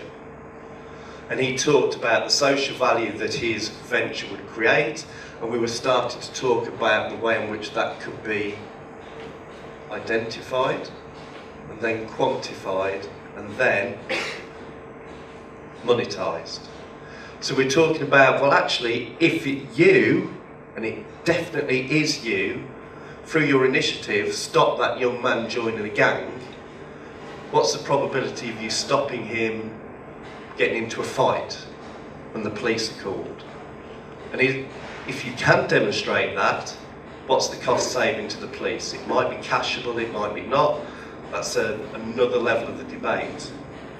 But actually, if he gets into the fight, might you also be saving money for the hospital? You get stabbed, you get shot, etc., etc. So that's the cost saved element. But also typically as a social enterprise, you're adding new value that no one else would have created that job, that apprenticeship, that volunteering opportunity. Again, there's something that you can quantify and put a measure on in terms of the social value that's created. And then actually for social enterprise, I think you've got a third block. It's the what I'd call the ripple effect. So if you stood next to that pool of calm water, and you just throw a stone, a pebble into the water, and the ripples move out from where the pebble or the stone's landed, that's typically your intervention if you're Veronica, if you're Carole, if you're many of our social enterprises. And again, we start to capture that in terms of your confidence, your well-being, your ability to go on and do other things. Now the strict accounting model for that, and again there's not time to go into that, starts talking about actually how much is down to you and how long does it last, and lots of questions like that. But there is starting to be an accepted financial, or maybe it's quasi-financial model for doing that. And typically that will speak to finance directors, lenders that you're trying to get money from. However, I think all of the speakers of today have demonstrated their love of stories, and I did promise you this. I did promise you a picture of a chicken wearing a sweater, and it has to be said that you didn't seem that excited about it, perhaps because it just sounded so odd. So what social enterprises seem to be good at, in particular, is inspiring others to do more of the same as well. I won't give you the full hour that this would take to tell, but this is a story of a small community project in Coventry. They wanted to make a difference, they cared about animals, and they raised some money to build a chicken coop. So what do you do when you build a chicken coop? What's the obvious thing you do when you build a chicken coop? You get some chickens, don't you? Now I don't know what your knowledge is of chickens or UK chicken farming, but I've been on this steep learning curve around chickens. I now know more than any man should reasonably know about chickens. What I've learned about chickens is when they're rescued in the UK from these little battery containers that they get shoved in so that they can get as many chickens as they can on the farm, they have to chop the wings off them. Which is why she's looking a little bit not very happy. And because they don't get much light, the feathers fall out, which is why she looks a little bit like a turkey. What I also hadn't realised about chickens is they're like bulls. Bulls go for red. Chickens go for red too. So if you throw her into the chicken coop with these little marks where the feathers have come out, the other chickens will go for it. So the knitting circle at this community centre start knitting her and her friends little sweaters, one to keep them warm, and two to protect them from the other chickens. So why am I telling you this story? Because it's about the lovely social value that social enterprises create, and we can cost that, because the knitting circles start talking to each other and their family about this strange, why would you knit a sweater, a jumper, for a chicken to wear? I mean, why? But they start having this lovely conversation, and it then flows through to the youth club. The youth club start volunteering to clean out the chickens. And they're still doing it 2 years hence. I did an interview with a young lad. I don't know how easily it translates as well, but in UK English, he's a bit of a gangster. He's a bit of a naughty boy, and he likes to think he's a naughty boy.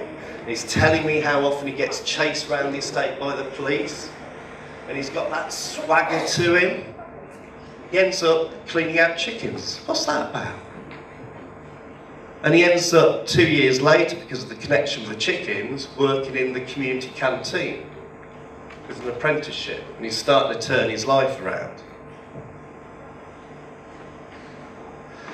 So this story about the social value of chickens, I will cap because it could go on for an hour or maybe two. But I think you start to get the idea that we're passionate about the things that social enterprises do, the way they do them. We think that you can capture the value of that through metrics, measures, maybe putting monetary values on that, passionate about that, but we're also keen not to lose sight of the stories as well. Thank you very much. Thank you for very clear and nice presentations, especially about the story Coventry University does on social enterprise. I hope still more questions from you, my students. Is there any questions? If not, maybe I have a very small little questions.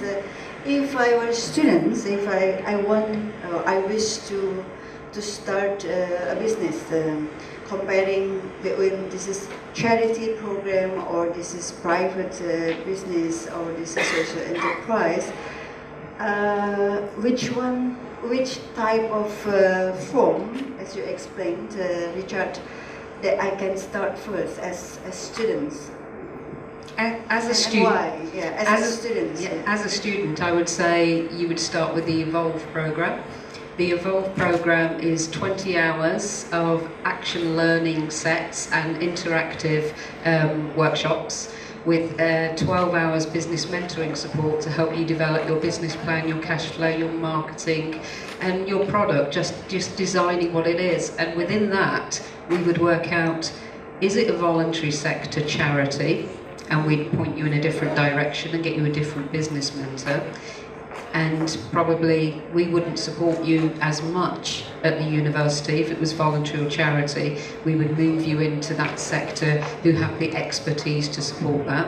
What we develop are entrepreneurs. And what we would do then is to say, okay, what's your social value? What are your aims? What is your why? And if your why is to gift something back to the community, and really work with the community and volunteers, we would then suggest that business would be a social enterprise. And we would then work with you and say, because there's about 5 different business setups you can do legally. There's some very intense ones that you're working with the federation. I can't remember what they're called. It's a very intense one that costs a little bit more money, and it's about £700 to set one of these up, and it's very highly monitored, so we very rarely recommend that unless it's a very specialist cooperative you want to set up. But most of the time we recommend what we are, a community interest company with an asset lock, and we walk you through what that means, what the assets are in your business. The asset in your business may just be your intellectual property, it may just be your idea, or it actually may be a gadget, or it may be that you, like me, want to take over a building from the local authority, and that local authority, I haven't had to pay for that building, that beautiful big building. I don't own, I'm leasing it, but all the artefacts and the historic bits in there, I've now asset locked Coventry University. So we would help them to work out for themselves. We don't dictate. All we do is that we show you, and we give you lots of examples, and we will pair you up with other businesses so you can actually work with them as well. So it's a real learning curve, a joint learning curve, and that's what the Evolve program does, and we work very, very closely with the students there. We didn't put it on that slide, so we'd only done a little bit. We normally do quite a more intensive about the Evolve program, but that's how we would work with you as a student. But what we also say to students is that we won't do it for you. You have to do the business yourself. You have to, develop your business plan. We will guide you, we will show you very good examples, and you'll have a business consultant working with you who are not university members of staff. They are experts in the business field themselves who come in and volunteer, and some we pay for. But we also work with a number of the professors and academic people, like the lawyers, and we can get them some free legal advice and come in. They did my lease for me. So there's lots of support that we can do within the university, but our job mainly is to signpost, guide and inspire. Do you want to answer? If we can get them up. If I take my academic hat off, I think I'm going to give myself the license to say I would suggest running a social enterprise, because it's where the social and economic future is, I believe. It reminded me though of a question that we were asked on the first day at Bandung, where a woman in the audience, I'm going to paraphrase her, basically said, words to the effect of, are you sure that poor people in Indonesia have enough space economically to be able to run a social enterprise? To which we probably could have been more direct if we'd have seen what we saw doing a very odd route back from Bandung to Jakarta on the way back to go through a traffic jam. We just saw, well, it was probably about 9:30, sorry, I'm starting to slip into Coventry, 9:30. It was probably around 9:30, 10 o'clock in the evening, and the route that we took, there were loads and loads and miles of people by the roadside selling things, and it just seemed that the entrepreneurial spirit was immense, and that the opportunities there to harness that entrepreneurial ability in a way that not only improves the lives for the individual, but also for the whole as well. I still give little time to my students, to the audience, if there is comments. Thank you very much for the opportunity. I would like to ask two questions here, but the one is very simple questions. The first is, when we want to start social enterprise, what first we need to do? We need to give the social, it is about the social mission, because we run social enterprise. So exactly, we have to give them what we think they need, or we have to listen carefully to them what they need. So do you understand what I mean? Is it that you can't do unto people? They've got to want to be helped and changed? Because sometimes we have different perspective with them. So sometimes we think that they need blah blah blah, but exactly they don't need it. So what first we have to do to start the enterprise?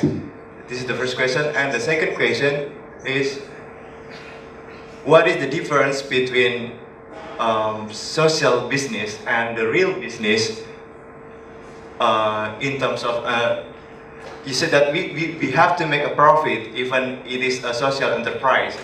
So what is another difference, such as a business model, how to run the business? Question number one for me, if you want to start a social enterprise, you normally have an issue or a problem that needs solving. That is the normal route. So for me, there was an empty building that was shut down, and I found a solution to run that building for the community, by the community, on behalf of the community. Now, I didn't impose that on the community, we just knew that something needed to be done for that building. For the education projects, you know that there's something that needs to change, and it's normally the community that will come up with that solution. There are other ways of setting up a social enterprise just because you want to give something back to the community, and that's the reason why you would set up a traditional social enterprise. And if I give the example, there's a very well-known chef within the UK called Jamie Oliver. Jamie Oliver's been on the TV quite a lot. He runs very, very successful restaurants. He runs, on the TV. He's written lots of books. But then he saw that there was an issue with unemployed people and people coming out of prison that couldn't get jobs. And he set up a restaurant chain called 15. and 15 is a social enterprise. So he runs traditional businesses, and he's an entrepreneur in his own right, but he set up a business to help people that couldn't get jobs in the catering industry because he saw there was an issue and he could do something about it. He's passionate about food and he's passionate about making a difference. Remember when I said earlier, we can all stay in our head and have those ideas, but you start with the why, and he had a why to make a difference. In his head, he had a solution, which is food. And he knows that when you teach somebody how to cook, you give them a job, and a very responsible job, they then become part of society and they can give back. And it's that kind of circle that we talked about on the triple bottom line. That's why you would do it. So there's lots of reasons why people set up social enterprises. One, because there's a cause and there's a solution that needs to be found, or the other one, that you're just so passionate about making a difference. I've drawn you an answer, so I'm going to have to stand up. It's not very good drawing though, so I'm going to have to walk forward. I suppose Carole said originally, I think the addition or pulling out Carole's first point is that social enterprises almost universally do things with and alongside the people they're trying to help in a far different way and in a far greater way than private sector organisations. So I think that's one difference, and that's part of the motivation. In terms of, couldn't you just be a private sector business earning profit? Well, maybe. Pay your taxes, put that into the public purse. I'm not sure if this quite captures it, and of course in true fashion you can't quite read it. I think maybe there's a bit of an overlap in the middle, maybe. But I think for private sector organisations you've got a big circle which is here, which is you're driven by profit. And yes, you might take note of the academic literature and the big accountancy companies that say, well, to be a sustainable firm, you need to take account of external environment and respond to that, and think about your future workforce and your customer base, and maybe that takes you into the middle of this diagram. But social enterprises are explicitly set up to earn profit for purpose and to lock major chunks of that profit into the organisation for the future needs of the people that they serve. And I suppose those two sectors might coalesce in the middle, if only I'd had felt tip pens. They might coalesce in the middle, but I think that's relatively rare even for the most enlightened private sector organisations. Thank you for such interesting and also entertaining presentation. I'm wondering if you could share with us on how this social enterprise development will influence the teaching of economics in the UK, or especially in Coventry University. It's getting there, I think, is the answer to that. It's starting to influence, we're starting to have an impact. We've been there, Coventry University Social Enterprise opened 3 years ago, and it was founded by the Vice-Chancellor and someone within the university just having an idea, and some very, very active people, including myself and Richard within the city of Coventry, to say that the university needs to take an active role in corporate social responsibility. Social value was stepping up, and also it was on the government agenda. And Coventry is a very advanced university, a very new university, but very advanced and being in the vanguard and moving things forward. So what we're trying to do now is embed it. For the first year students, they have an elected module called Advantage, which Richard teaches on alongside the director of Coventry University Social Enterprise, and that takes them through how to set up a social enterprise when they think of a business idea and then set it up.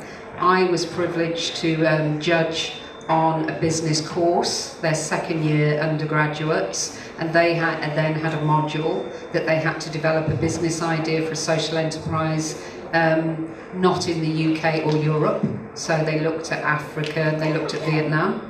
And they set up this idea and walked it through, and we were like the dragon's den, telling them whether it was okay to do that and what they'd missed, had they got their social values. So it's starting to embed corporate social responsibility and the social value and understanding, you know, what it is, that financial bit is starting to embed within the organisation. So it's getting there. We've been working alongside a social enterprise body called Unlimited in the UK with about half a dozen, 6 universities, so Oxford University, Manchester, Northampton, Coventry, and I think the other one's Bristol. So you know, 6 universities really working together to see how they can embed in the academic and within the university. So we talked about the procurement, so it's starting to trickle down, but it's coming from a lot of the students saying and understanding that they want to make a difference and give back. So it's getting there, and there's also some other courses that Richard talked about earlier. I'll use this one this time. I don't know is the simple answer. It's not very helpful, is it? Well, that was certainly my first reaction, and then I started thinking, that isn't very helpful. I need to come up for a esteemed academic like yourself with a much better answer. At Coventry in autumn 2018, we will launch, we've got it through the Deanery at the moment, a Masters in Social Impact Accounting, which we're running jointly with Social Value International, who some of you will know. Jeremy Nichols is their chief executive. It has to be said, Ari spent most of the godwoman of social enterprise spent most of yesterday calling me Jeremy, so I think he has been of influence in these areas. So why am I telling you about that Masters? Because one, I think it's important that an academic institution gets a Masters in effectively social value on the books. And number 2, we had an interesting debate as to where to put it. Jeremy, being an accountant, wanted it in accountancy. I'm basically a sociologist, so I wanted it over there. We've ended up with the Masters in EFA, which is Economics, Finance and Accounting. So we are now, to get it launched in time, starting to borrow modules from Economics, Finance and Accounting. And equally, we're trying to sell modules to Economics, Finance and Accounting.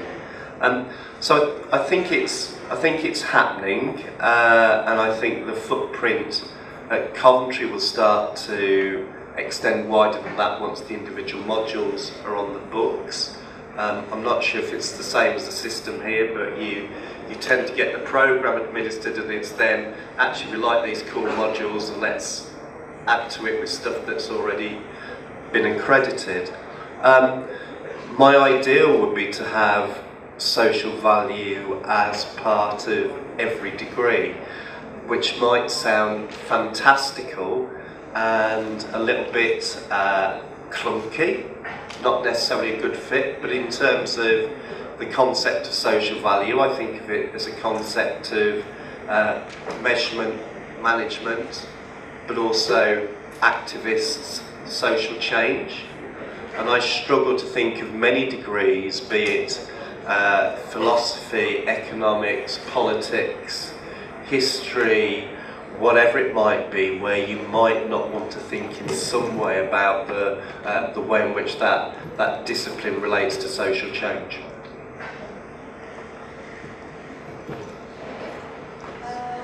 I think based on the available time, it's possible for us to end the conversations. Yeah.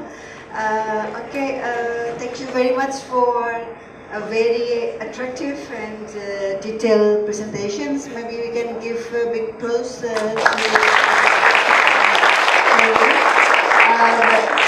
jadi mungkin ada beberapa yang ingin saya highlight terkait dengan materi kita. Jadi tadi untuk isu sosial, can I speak in bahasa?